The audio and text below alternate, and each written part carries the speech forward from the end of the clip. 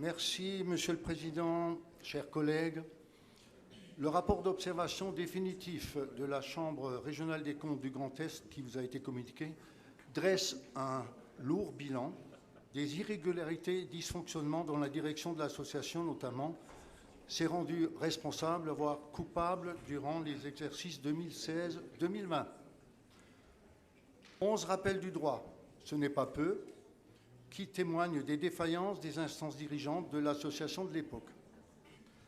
L'exemple le plus évocateur et probant est la mauvaise utilisation des fonds publics, parmi lesquels ceux de la région, pour la gestion des manifestations telles que les opérations de promotion du marché Noël à l'étranger, dont New York, Moscou et le Japon.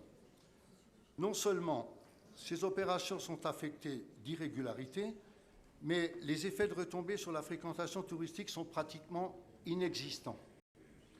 Plus grave encore, les magistrats financiers relèvent que des excédents de subventions ont servi à financer les dépassements budgétaires de ces opérations, pratiques bien entendu condamnables.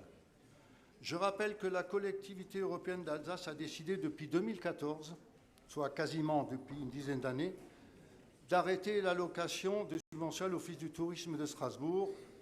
Le montant de cette subvention était de 42 000 euros. Je tiens à préciser, à attirer votre attention sur le montant des subventions de fonctionnement allouées à cette association au titre des budgets primitifs 2022 et 2023 par l'Eurométropole. Il s'agit d'un montant de 1 877 000 euros, soit plus de 62% du budget annuel de fonctionnement de l'Office.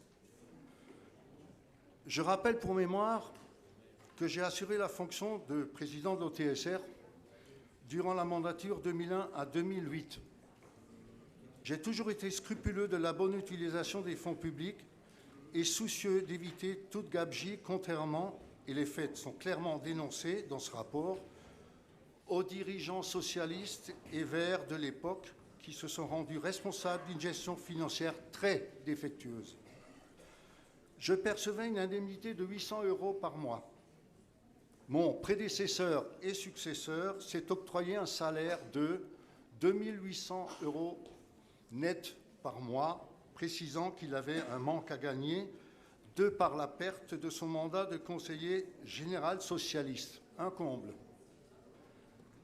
Les réponses apportées actuellement par le président de l'OTSR témoignent d'un sentiment d'autosatisfaction affligeant. Son engagement à régulariser tous ces manquements au droit n'est que le reflet des multiples et graves irrégularités dont l'association s'est rendue coupable. Je tiens également à relever que même si, à l'époque, la majorité socialiste était au pouvoir, l'actuel maire de Strasbourg, ainsi que son premier adjoint, faisait partie des assemblées délibérantes, ville et Eurométropole, durant les exercices 2016 à 2020.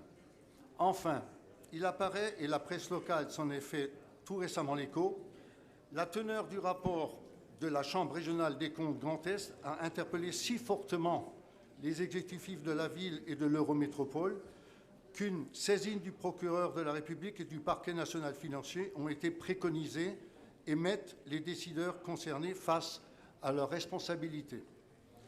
La gestion et le train de vie excessif de l'OTSR par la gouvernance des socialistes écologistes nous démontrent de ce qu'il ne faut absolument pas faire en matière de gestion d'argent public. Merci.